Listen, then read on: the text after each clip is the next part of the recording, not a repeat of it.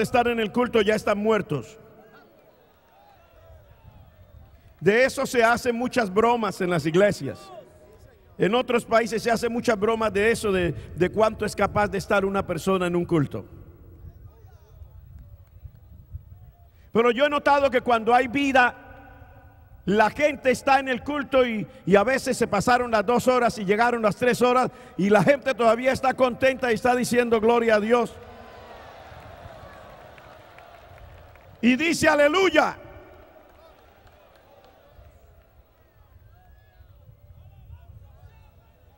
Para poder predicar este evangelio se necesita experimentarlo, mi hermano. Se necesita vivir de acuerdo a ese evangelio. Se necesita vivir una vida. Si nosotros vamos a predicar que Jesucristo cambia, debemos ser cambiados primero. Si vamos a predicar que el que está en Cristo es una nueva criatura, debemos ser primero una nueva criatura. Si queremos decir que el Señor Jesucristo, cuando llega al corazón del hombre, lo transforma, se tiene que notar en nosotros una transformación. Porque de lo contrario no sería una verdadera predicación del evangelio, sería una farsa. Y de eso es que la gente está cansada hoy día, de oír solo palabras y palabras y palabras. Gente que habla bien, gente que habla bonito, gente que dice cosas tremendas, pero cuando usted se asoma a verles, usted se queda defraudado. Pero cuando alguien tiene la experiencia del evangelio como algo propio, como una vida diaria, cuando esa persona sale, puede hacer la obra con libertad. Porque cuando dice Cristo cambia, la gente lo mira y dice es verdad, porque está cambiado. Cuando usted dice Cristo da vida, la gente reconoce y dice verdad, este está vivo. Porque eso es lo que dice el Salmo. Dice, cuando Jehová hiciere volver la cautividad de Sión, seremos como los que sueñan. Y yo siempre hago esa aclaración, ¿no? Como los que sueñan sueños buenos. Porque hay quienes sueñan sueños malos. Hay gente que sueña que lo viene persiguiendo una bestia salvaje y ya lo va a devorar. Y se despierta con el corazón en la boca, asustado, pidiendo auxilio a toda la gente de la casa. Pero aquí está hablando de los que sueñan sueños buenos. ¿Por qué? Porque dice, cuando Jehová hiciere volver la cautividad de Sión, seremos como los que sueñan, entonces nuestra boca se llenará de risa y nuestra lengua se llenará de alabanzas. Entonces dirán entre las naciones, grandes cosas ha hecho Jehová con estos.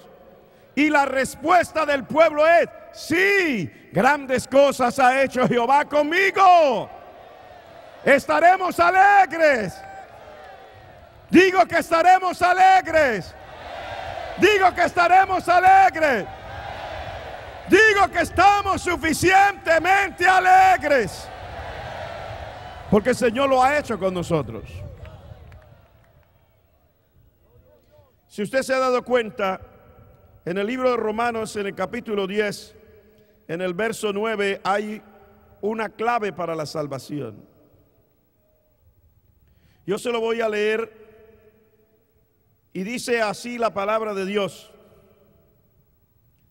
que si confesares con tu boca que Jesús es el Señor y creyeres en tu corazón que Dios le levantó de los muertos, serás salvo. Porque con el corazón se cree para justicia, pero con la boca se confiesa para salvación. Si usted se da cuenta, esta parte de la escritura que es para toda la iglesia, para todo el que quiere creer en Jesucristo y recibir la salvación. Pero no es de extrañar que está escrita en el libro a los romanos. ¿Qué quiere decir? Que esta epístola fue escrita a los romanos. ¿Quiénes eran los romanos? Pues la gente cristiana que vivía en Roma. ¿Y qué era Roma? Roma era la capital del imperio. Y en Roma vivía el emperador, el César. Y el César tenía un título. Él se hacía llamar Señor. Y como la Biblia dice, así es, dice, uno no puede tener dos señores.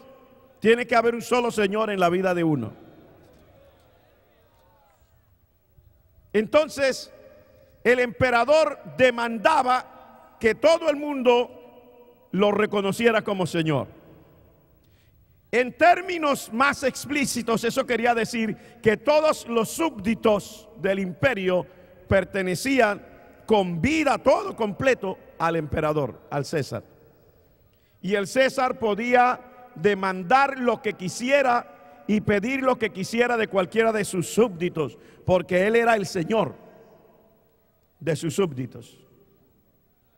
Y el César podía decir: me gusta la casa tuya, te voy a dar tanto por ella. No había nada que discutirle al César. Si le decía: ni siquiera te voy a dar nada, tampoco había nada que decir. Si el César le decía a uno de sus súbditos: tu hija tiene tantos años, sí, ya está linda, me gusta, tráela a mi casa. Usted no podía decir: ay, pero yo pensaba que ella se casara con... No. Él pertenecía al César, la hija también, todos pertenecían al César. Esa era la realidad de Roma. Usted ha oído decir que el César incendió a Roma y luego se sentó a cantar con un arpa. Ese era Roma. Así se consideraba el emperador, un señor. Pero luego esta epístola a los romanos le está escribiendo a los cristianos en Roma y le está diciendo: mire, usted quiere la salvación de su alma, yo le voy a decir cómo es. Usted tiene que aceptar en su corazón, creer en su corazón, y tiene que confesar con su boca que Jesucristo es el Señor. No el César, Jesucristo.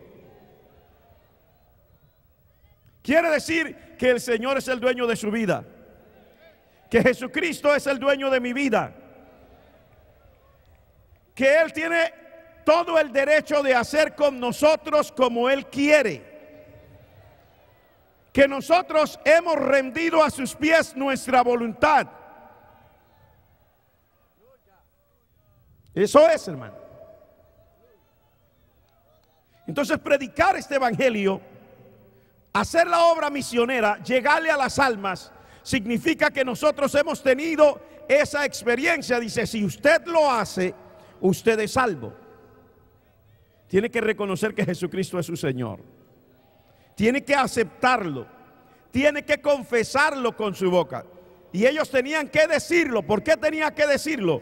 Porque todos los demás tenían que decir con su boca que César era el Señor. Ahora, el que quiere ser salvo tenía que decir con su propia boca que es Jesucristo el Señor.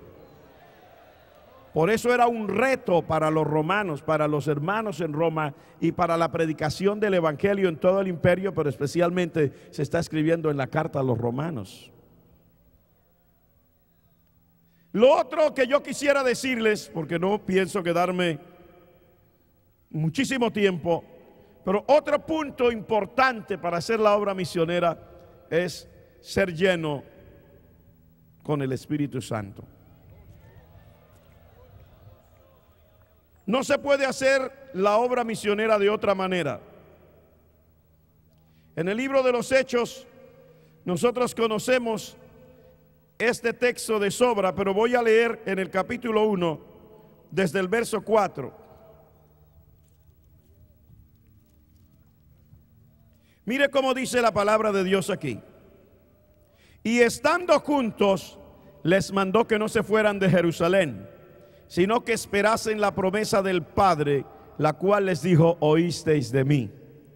Porque Juan ciertamente bautizó con agua, mas vosotros seréis bautizados con el Espíritu Santo dentro de no muchos días. Entonces los que se habían reunido le preguntaron diciendo: Señor, ¿restaurarás el reino a Israel en este tiempo?